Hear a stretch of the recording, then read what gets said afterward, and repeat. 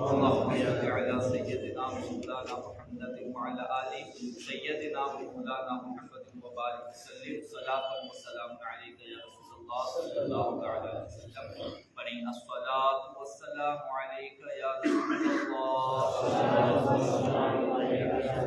الصلاة والسلام عليك يا حبيب الله صلى الله تعالى عليه وسلم.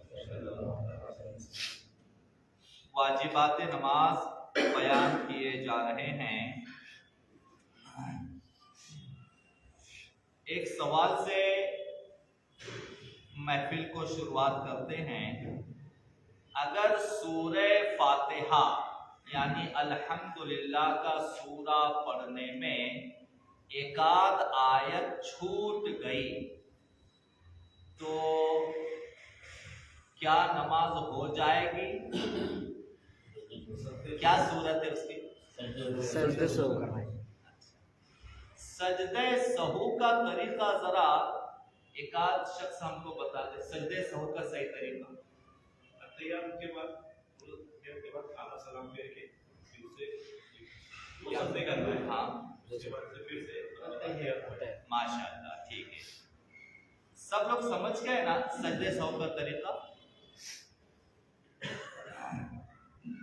واجبات نماز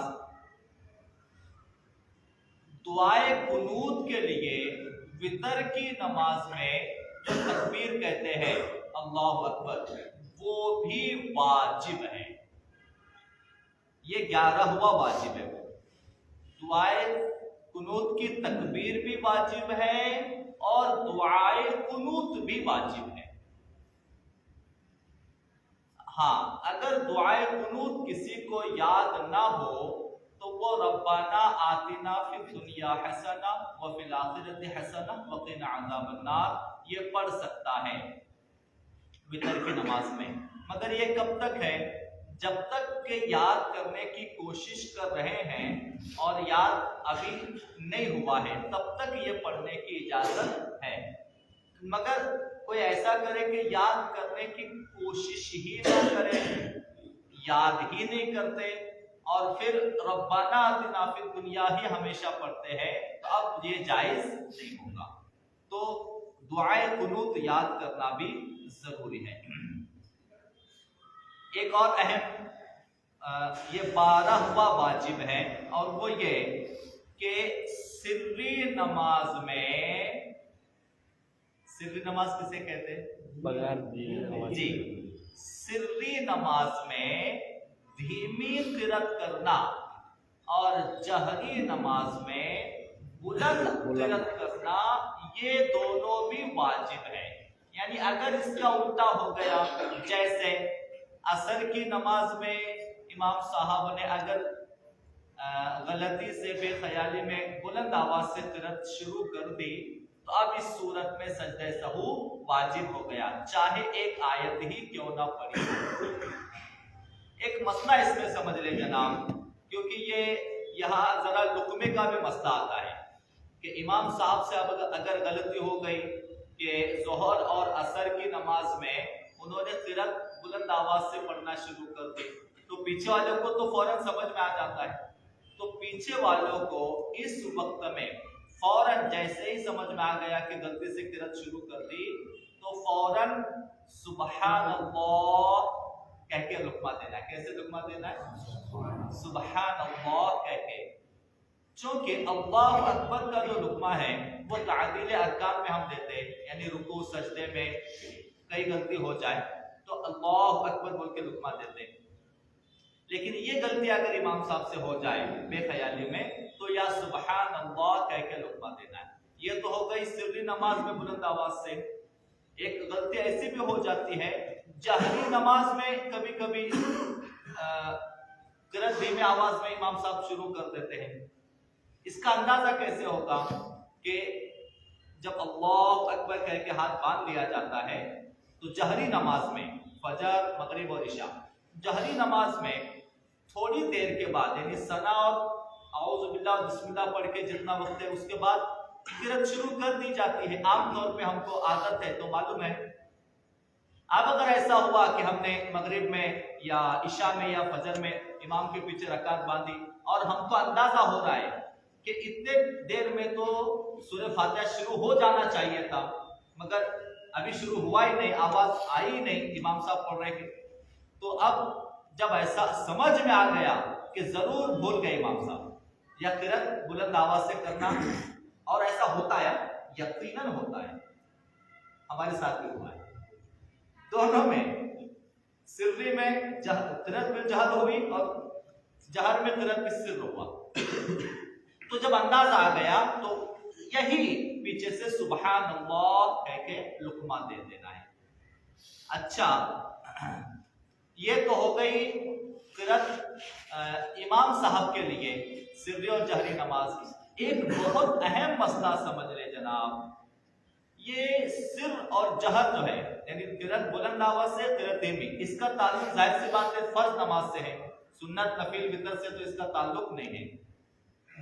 ایک اہم مسئلہ سمجھ لے کہ قرأت بالسر اور قرأت بالجہر یعنی بلند اور باریک، یہ دونوں مسئلے اس وقت بھی لاگو ہوں گے جب ہم اور آپ اکیلے نماز پڑھ رہے ہوں گے۔ جیسے کہ ہماری ظہر کی نماز چھوڑ گئی اور جماعت کے بعد آ کے ہم اپنی ظہر پڑھ رہے ہیں، یا گھر میں اپنے اکیلے ظہر کی نماز پڑھ رہے ہیں، تو قرأت تنہائی میں بلند آواز سے کرنے کی اس میں اجازت نہیں ہے ظہر اور عصر میں۔ اور اگر آپ مغرب پڑھ رہے یا جہری نماز پڑھ رہے ہیں تو گھر میں پڑھے یا مسجد میں، اگر تنہا پڑھ رہے ہیں تو تنہا اس میں آپ فرض نماز میں بلند آواز سے بھی قرأت کرنے کی اجازت ہے۔ اگر آپ گھر میں اکیلے پڑھ رہے نماز میں، تنہا بھی پڑھ رہے تو ایسا نہیں کہ جماعت کے ساتھ، اگر تنہا بھی نماز ادا کر رہے ہیں تو بھی آپ بلند آواز سے قرأت کرنے کی اجازت ہے۔ تو اب اس میں وہی مسئلہ آئے گا کہ سری نماز میں دھیمی آواز میں اور جہری نماز میں بلند آواز میں قرأت کرنا ہے۔ تو یہ سر اور جہر یہ نماز کا 12واں واجب اور 13واں واجب ہے کہ اگر آیت سجدہ پڑھی، قرآن میں سجدے کی آیتیں آتی ہیں نا، آپ کے علم میں اضافہ کے لیے بتا دیں، کل قرآن مجید میں یعنی پورے 30 پاروں میں سجدے والی آیتیں کتنی ہیں معلوم؟ 30 پارے میں سجدے والی آیتیں کل 14 ہیں۔ کتنے ہیں؟ اس کا اندازہ تراویح کی نماز میں آپ کو آتا ہوگا۔ تراویح کی نماز میں کیا کیا کرے؟ دل لگنے کے لیے اور دلچسپی بڑھنے کے لیے ایسا کرنا ہے کہ سجدوں کو شمار کرنا ہے، گنتی کرنا ہے۔ یعنی آج پہلا سجدہ ہوا، یعنی ہم کو یہ مطلب معلوم یا آج علم ہوا کہ کل 14 سجدے ہیں۔ اب دل لگنے کے لیے، کیونکہ ظاہر سی بات ہے جب حافظ تراویح میں قرآن پڑھتا ہے تو پیچھے والوں کو بس سننا ہوتا ہے، اتنا زیادہ سمجھ میں کچھ آتا نہیں ہے، اور چونکہ قرآن کے ہم تلاوت نہیں کرنے والے ہونے کی وجہ سے آج کل بہت سے لوگوں کو بس کھڑے ہونا ہے، سننا ہے۔ تو دلچسپی کے لیے یعنی ہم کو تراویح میں دل لگے اور تراویح میں ہمارا دل مائل ہو، اس کے لیے ایک طریقہ یہ ہے کہ سجدے گنے۔ آج پہلا سجدہ ہوا، ہاں آج پہلا ہوا، ایسے 14 سجدے۔ تو 14 سجدے ظاہر سی بات ہے 14واں تو 30ویں پارے میں ہی ہے، 2 سجدے۔ اس میں ایک دلچسپی اور تھوڑا تراویح کی طرف دل مائل ہوگا، سجدے گنا کریں۔ ہاں، تو نماز میں اگر آیت سجدہ تلاوت کر دی، سجدے کی آیت پڑھ لی، تو اب اسی وقت فوراً سجدہ کرنا واجب ہے۔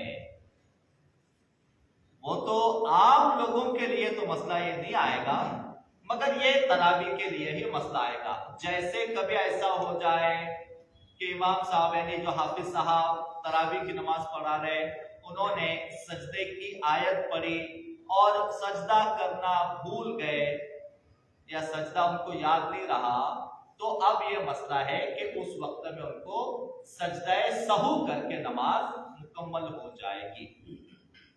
اب اس میں ایک چیز یہ کہ سجدہ سہو کر لیا تو نماز تو مکمل ہو گئی، نماز تو ادا ہو گئی، مگر ایک چیز ہے کہ جب سجدے کی آیت پڑھو تو بھی سجدہ واجب، اور سجدے کی آیت سنو تو بھی سجدہ واجب، دونوں صورتوں میں سجدہ واجب ہے، پڑھنے والے پر بھی واجب اور جنہوں نے سجدے کی آیت سنی ان پر بھی سجدہ واجب۔ تو اب یہ مسئلہ سجدہ سہو سے وہ 2 رکعت تو پوری ہو گئی، مگر اس کے بعد تراویح ختم کر کے بولو یا اس کے تراویح مکمل ہو جانے کے بعد وہ اپنا ایک سجدہ سب باقی رہ گیا نا، تو امام صاحب بھی سجدہ کر لے اور مقتدی بھی اپنا اپنا سجدہ کر لے۔ سجدہ تلاوت کا طریقہ بھی دیکھیں ابھی بتانا ہے، خیر 11 منٹ ہوئے، کل یاد دلا دینا سجدہ تلاوت کا انشاءاللہ طریقہ بھی بتائیں گے انشاءاللہ۔ ان اللہ و ملائکتہ یصلون علی النبی یا ایھا الذین آمنوا صلوا علیہ وسلم